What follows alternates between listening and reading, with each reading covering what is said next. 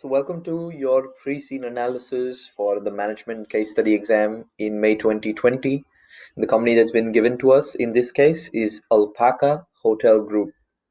Now, this is going to be the first video that you'll be experiencing throughout our management case study pre-scene analysis, which is about 2 hours long. It includes a full financial analysis, industry analysis in there itself, and it will also give you very good ideas of how you can use this pre-scene analysis to when you start writing answers. Because at the end of the day, it's all about writing a good answer. So the better you understand the company, the better your answer will be because you will know what the company is good at, what its competencies are, what are the opportunities, and you can definitely use those hints as part of the answer. So in this pre-scene analysis, we are going to go through a whole detailed, word by word pre-scene analysis, pre-scene document that's been released by CIMA. That's what we'll analyze word by word, making sure that we're covering everything and not leaving anything which is like a leaf unturned. So everything's going to be covered in this pre-scene analysis, and it will make sure that you have very good ideas which you can straight away use as part of your answer whenever you're writing mock questions with us. So our mock questions begin as soon as we complete our pre-scene analysis, and we do 25 mock questions exactly like the exam with the same standard of the exam, and you will receive model answers as well to which you can compare your answers. We also do send out answers of students who do well. So maybe a student does well on an answer, we'll always forward it so others can have a look as well. So beginning with our pre-scene analysis, we'll first do the introduction. Now they've said that the Alpaca Hotel Group, also known as Alpaca, is a quoted company that owns and operates 50 luxury hotels in the country of Mainlandia. So first of all, the very first insight that I get out of this is that it's a group. It says hotel group. A group of companies means there is a subsidiary and there are separate, there is a parent, there is a subsidiary, and there are separate holding companies. So just bringing about the fact that our F2 syllabus of consolidation becomes a point that we need to look at. So from the first line itself, we are analyzing everything that is important for us to look at and will be important for us to go through while we are doing the our revision. After that, they're telling me that it's a quoted company. Now, what does a quoted company mean? The arrow is right here for you. It's a listed company, which means it's listed on the stock exchange. So we'll just briefly discuss the benefits and the limitations of being a listed company. You have access to capital growth, you have easy liquidity, you have enhanced visibility. But the disadvantages are when you got listed, like when the actual listing process happened, it would be expensive, it increases your liability, you have enhanced reporting requirements, and there are extra government regulations as well. So we're already a quoted company. We don't really have to worry about the disadvantages because we've been quoted since a long time. We'll just look at the advantages so we can have some points in our mind. Quoted company again means you're listed on the stock exchange. After that, they tell us that we own 50 luxury hotels in the country of Mainlandia. So first of all, the fictional country that they've given to us is Mainlandia. There is obviously no country like this. It's just a fictional company country that's been created for the purpose of this pre-scene analysis. They tell us that we are in the luxury market. Now we see that we are a luxury company, giving us that our product, which is hotel rooms in this case, are going to be high quality and high price. So you are putting yourself at the higher end of the market. You are into the luxury sector, something that we will keep in mind. Alpaca's head office is located in Mayber, Mainlandia's capital city. So your head office is in Mayber, which is your capital city. Now, out of this first page, the analysis that I make is first, we are a quoted company. Second, we are in the luxury market. And third, our head office is in the capital city. So as you can see, we are giving you insights here, there, and everywhere with every word of the pre-scene, making sure that we don't miss out on anything and we thoroughly understand the company. Now, everything you see on your screen right now will be sent to you as a PDF file as well. And we always ask all our students to keep the PDF file open and to view my recording simultaneously, just to make sure that you have something as a piece of paper in front of you and you can mark, write, underline stuff. So that will be something important that you can highlight. You can make your own points as well, and everything that we're giving you is for the sole purpose that you understand the company and have these good points in your mind which we have highlighted, to make sure that when you're writing an answer you're already up to speed. Moving on, they are telling us that Malaysia is a developed country and has a high standard of living. It has a thriving economy. Now, this is clearly telling me that the demand conditions of this country are going to be very strong. So, when I say demand conditions, the first thing that comes to my mind is the Porter's Diamond. Now, the Porter's Diamond is something which tells you why one country is better than another in a certain industry. So, Malaysia is better because it has a developed country. People have that money to spend on this luxury hotel you know business.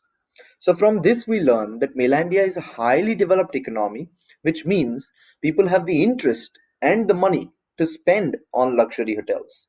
Because if it would be a country where people are not very well to do, it's a not good economy, luxury hotels don't really function.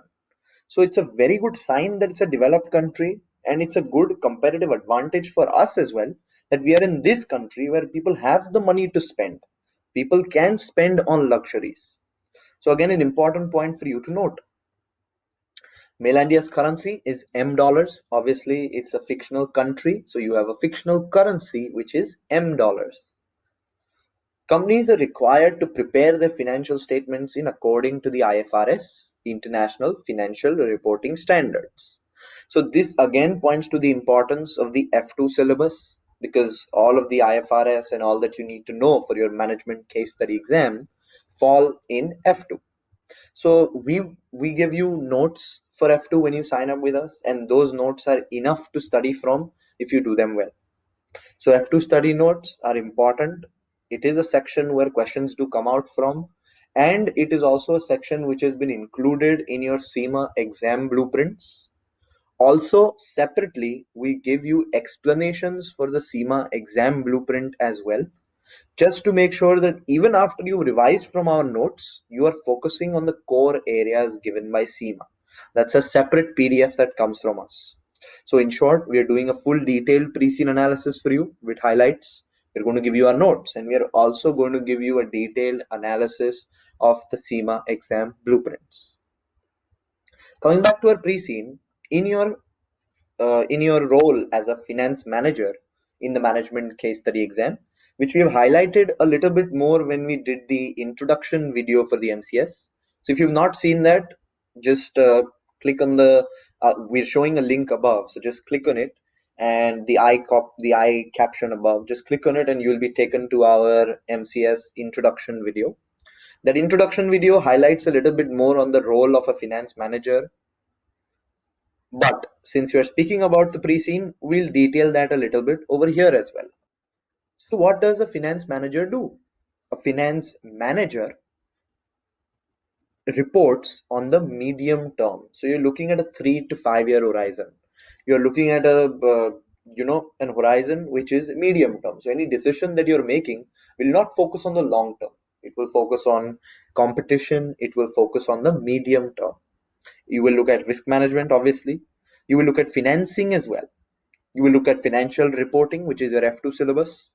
You will be advising your top management. Obviously, that's the job which a manager does. And you will be considering all the stakeholders to any decision that you will be making. So again, just highlighting how varied and diverse the role of a finance manager is. And with that, you also know that to understand the role of a finance manager, you will need some background from E2, P2, and F2, which you can study from our notes. But again, just highlighting for you that you will have to go through that stuff just to have a clear understanding of the concepts in your own words, in brief, to make sure that anything that comes up in the exam, along with the revision of our CIMA exam blueprints, you are ready to answer. So make sure that you have this PDF in front of you. If you don't, we'll send it to you, and you can definitely print it out, keep your notes in front of you, and highlight these points which I'm mentioning. So moving on, we'll keep giving you ideas like this. So have a piece of paper, have something in front of you where you're writing notes, because don't expect yourself to remember every single detail. Okay, next, you report to Liz Petrov, a senior financial manager, and she reports to Zoe Diaz, who is Alpaca's finance director. So there comes the finance director, then there is a manager, then there is a senior manager, and then it's your role. Moving on, your primary duties are associated with management accounting, but you will often be asked to gather information on other aspects, whichever your superiors ask you for. So when I hear the word management accounting in my management case study exam, it takes me to the P2 syllabus. Again, we will be highlighting the CIMA exam blueprint P2 areas for you, and we will also be giving you our P2 notes which you can revise from, making sure that we are not leaving any stone unturned. So moving on, we'll now talk about the hotel industry general information. So what is the hotel industry? They have included a full detailed pre-scene industry analysis, which is over here not talking about your company yet. So we haven't yet arrived to the details of Alpaca. We're still talking about the hotel industry. So we're talking about the broad industry. Now, hotels, we already know, provide overnight accommodation for their guests, which can vary in length from a single night's stay to extended stays lasting months. We already know all of this. Now, everybody who's viewing this video, or probably, big proportion of people have been to a hotel of any kind. You already know how hotels work. So that's going to be your advantage with this case study, because sometimes there are case studies which are relating to the music industry, which was last time around. So not many people know about the music industry. They've given a pre-scene sometimes known of a railway industry. Now, you don't really, not everybody would be very well versed with the railway industry. But the hotel industry is something like everybody has had an experience with. So it's your advantage as well as students to be one step ahead with ideas. So most guests use their hotels for either business or leisure purposes. We already know that. Business guests require a base where they can attend meetings, customers or suppliers. Leisure customers come on short trips. Now hotels vary in the range and the standard of services that they offer. So generally they're telling us that any hotel in the world can be put in three categories. Now, three categories are, the first one being basic hotels. So these are your basic hotels where you have simple accommodations, small bedrooms. Guests would expect their rooms to be clean, fresh sheets and towels. Rooms would be cleaned and tidied by housekeeping on a daily basis. But basic hotels do not offer any of the additional services. They may not, for example, serve food for you. So we over here are just trying to understand the industry of the hotel industry in Mainlandia. They're telling you that in your country, your fictional country that they've given you, has three basic standards of service in hotels. The first being the basic hotel category. After that, we move on to the second type of hotels, which they're mentioning is the mid-range hotels. Now, the mid-range hotels are obviously above the basic range. The mid-range generally offers larger rooms that are furnished to a higher standard. The housekeeping staff will visit your room daily. Mid-range hotels generally offer an extensive range of services like restaurants and coffee shops. You will have good dining facilities as well. Mid-range hotels often have extra business facilities such as a conference room, an audio-visual room. Leisure facilities like gyms and swimming pools are also better. So it's above the basic range. Obviously, the price will be a little bit above. But even before we move further into the pre-scene, I want to discuss a small possibility. Now, I'm pretty sure that most of you have read the pre-scene document. Whoever is viewing this video has come in search of the pre-scene analysis and may have at least have a had a run through the pre-scene before.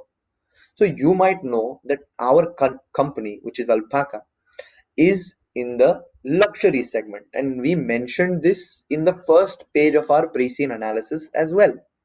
So if we are in the luxury segment of our business, they're not mentioning anything about our group of companies being in the mid-range or the basic segment as well. But we know that there are many people in the world who live in the mid-range, who like to live or who can afford to live in a mid-range hotel, which is still very good, or a basic hotel if their needs are such. So why my company is not set up to have businesses, in this case have hotels in this segment? So cannot I explore that opportunity? This is a diversification strategy for me right up. Now you might be thinking that why am I mentioning a luxury brand to go into mid-range or basic hotels? Many big companies have done it. For a very simple example, let's take the one of the biggest hotel groups, which is the JW Marriott. Their highest, most luxury offering is the JW Marriott. They have a lower range offering as well, which is the Courtyard Marriott. It's the same group, the same company, but still they have two options to cater to different customers. And all around the world, there are so many new opportunities for this mid range and basic range hotels as well, which is booming. So, with this example, I'm just putting the possibility in your mind to consider diversification and opening up a sub brand. I'm not saying keep it under the same brand. You can probably open up a different name, a different brand that operates the basic and the mid range hotels. A lot of big hotel chains in the world have already done this, and it's a lucrative market which you can look at to make sure you continue your growth, to make sure you keep making that step forward as a pioneer.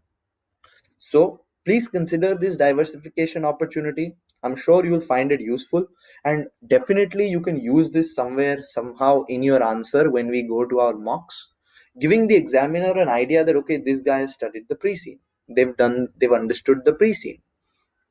That adds value to your answer when you have good opportunities, good points in your mind. So as I mentioned from the start, we'll keep giving you good ideas, but it's your job to at least highlight them, mark them, and make sure that you're ready to use them. Or if you've written them down in a separate page as your own points, you'll easily be able to come up with stuff. So that's my suggestion. Keep a separate page where you keep writing your own points. Next, we go on to luxury hotels, which is our current market segment, which is the market segment that we are, currently focusing on, that we are currently famous for. So luxury hotels offer still larger and better furnished rooms, possibly suites of rooms that enable a guest's family or business associates to stay in a shared space with individual bedrooms which open up into a shared sitting room. So it's obviously all of these facilities are at the higher end of the market. It's more expensive. The housekeeping service would normally be expected to visit twice a day, switching on the lights, closing the curtains, and all of that. Luxury hotels generally offer a wide range of dining options. They have a chef who mostly will have a set menu, will design his own menu, which are of the highest standards. Luxury hotels offer business facilities as well that may include larger meeting rooms such as corporate dinners or major social events. So that's the luxury segment. This is where we cater on. This is our major market. So this is where you need to have an idea of what the market is. And once we move on to what Alpaca does, remember right now we're just doing the industry analysis. So this is what the luxury hotels industry is like, or is looking to offer or should offer in mainland India. So when we start talking about Alpaca, we'll analyze on whether we have all of these facilities available, whether we have more than these facilities available, since we are maintaining a good percentage of market share in the luxury hotels segment. Now, going forward, they're also telling me that the leisure facilities offered by these luxury hotels are generally extensive. You'll have different kinds of gyms, swimming pools, or maybe a heated pool, a sauna, a spa, all of the other stuff that you can name. Some hotels operate independently. There are some luxury hotels which operate independently as business entities, but there are other hotels which are parts of chains, such as the Hilton or the JW or the Hyatt. There are so many other hotels which operate as parts of chains. Guests might be attracted to chain hotels when they are traveling to a new destination because they already know what a chain is going to offer them. It's consistent. The quality of food, service, all of that is consistent. For example, when you go to a JW, you know that you're paying the premium price. Hence, you will receive a very good quality of service, probably good food options, and you will also receive good leisure facilities. So that's the advantage of having a chain of hotels. Now, obviously, this is my competitive advantage as well. So it's a light bulb idea or a competitive advantage which you can use as part of your answer. Whenever you're writing any answer, you can just say that we are the Alpaca group of hotels, which is functioning as a luxury chain of hotels. This adds to our competitive advantage because our customers know what they're going to receive when they enter our hotels. Just a simple marketing line or a simple line which will further highlight your understanding of the pre-scene, which we try to make with these arrows, with these colors and with these images as well, just so that whenever there is an opportunity, you might remember this light bulb diagram and think that maybe, okay, I saw this light bulb diagram somewhere in the pre-scene analysis, so I know that, and then it might come to your mind that this bulb was related to the chain example.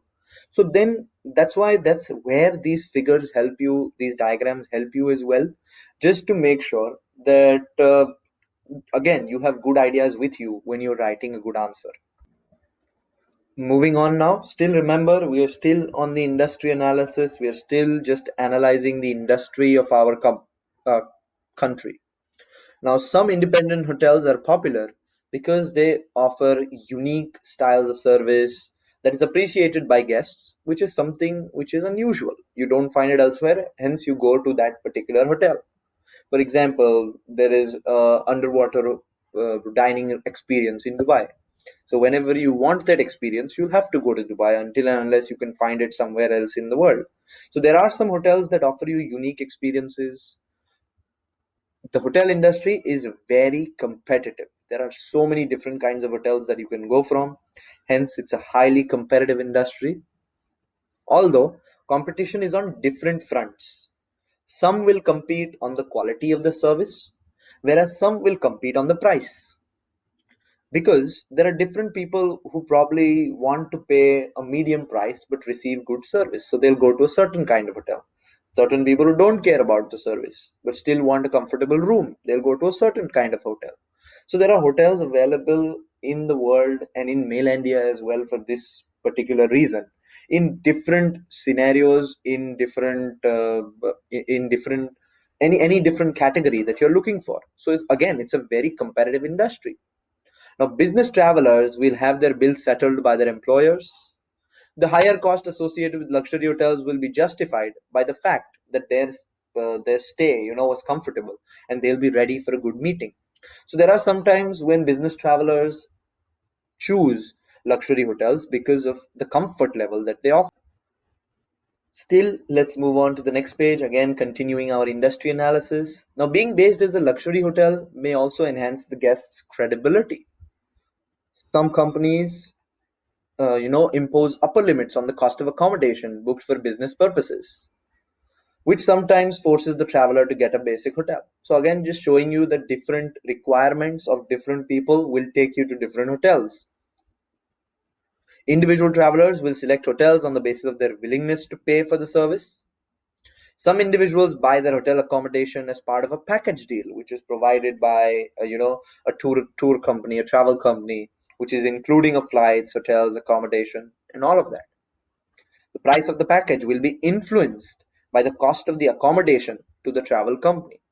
So again, it's just telling you that you have many different routes to select the hotel you want, the quality of service that you want, the price that you want to pay. So I'm going to point out a star over here saying that if and when our company, which is Alpaca, looks to do a market analysis, we can figure out that there is going to be high levels of uncertainty because of the nature of this industry, which is changing trends, culture, competition, price, always changing demands of the people. So this all of this information that we are now seeing is guiding us to the impression that this particular market is always going to have changing trends, changing requirements, changing customer demand, which you will need to look at when you're doing an external market analysis. So just a star for you telling you the nature of our market. Make this as a point so that you remember it. So as you can see, we gave you good ideas. Moving on to the next part now, which is called pricing. Pricing is all about money. Now, hotels vary in their rates to take account of seasonal factors and local demand. Now, at this stage, it's very important for us all to agree that the hotel industry is affected by seasonal factors, such as summer vacations or the festivities. It does get affected. So it will be very important to make seasonal considerations for such a business. Now, for example, a hotel located at the seaside resort will charge more per night during busy summer nights and less in winter when the resort is quieter. We all have experienced this, we all know this. Now, seasonal considerations for this industry are very important to take into account when pricing, as it can greatly increase occupancy because you need to offer that particular seasonal, you need to take into account the particular seasonal factor, because if you're charging a higher price at a low period, nobody's gonna live at your hotel. Rather, you can charge a reasonable price, still offering that service and still making a profit by increasing occupancy. So again, just highlighting and making sure that we agree that seasonal considerations are important for this industry. Similarly, a city center hotel that caters mainly for business guests sometimes charges you a lower price on weekends because many business travelers go home. Many guests will book their accommodation through travel agents. Now, there are still many parts of the world where travel agents are used, who generally receive a commission of about 10 to 20% from the hotel. Now, a travel agent in this case will be an important stakeholder for our business. So, the techniques for stakeholder management, stakeholder engagement, in this case, your stakeholder is also your customer. The travel agent can be seen as your customer, not your end customer, but yes, definitely a customer. So, customer relationship management, your relationship with the travel agent comes into question. How do you manage your relationship with the stakeholder also again is very important, because he's going to bring you a big amount of business.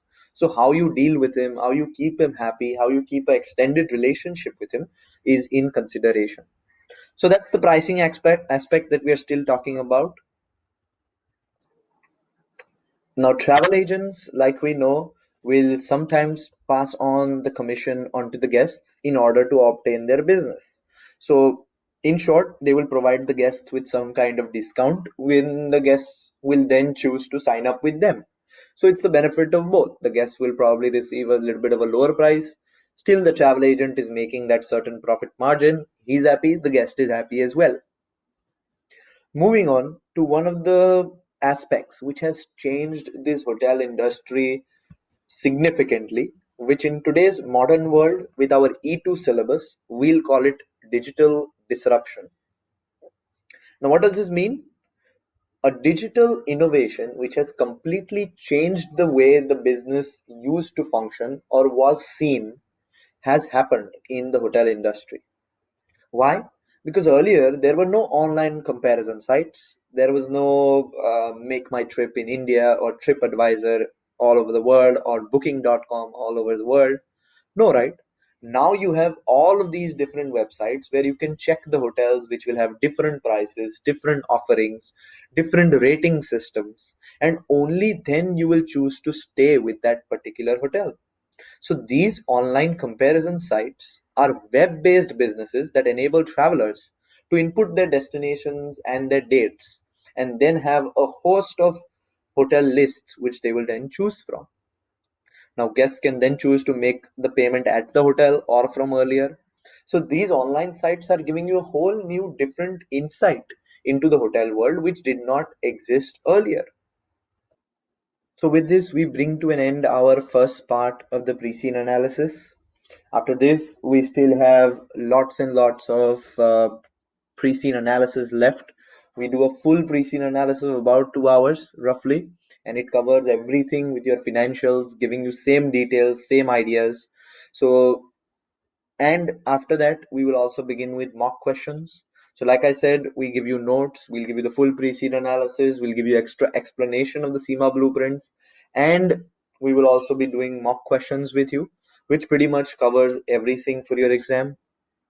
You also have the opportunity to do live classes with us, where we do small group batches for good discussions online, which are live classes where we check your answers together in class, where everybody looks at each other's answers and we make mix and match and make the best answer. So everybody learns. So this culture of flexibility and commitment is what we inspire. If you found this helpful, obviously you can look at the link below and in the description and just get to our website where you'll see our different options. If you want to reach me personally, you can see my number on the website where you can directly contact me and we can have a conversation where I can help you again understand what our study method is and help with any specific questions that you have, because I understand everybody has different questions, different different qualms, which I'd like to solve. So, hoping you find this helpful and looking forward to speaking to you.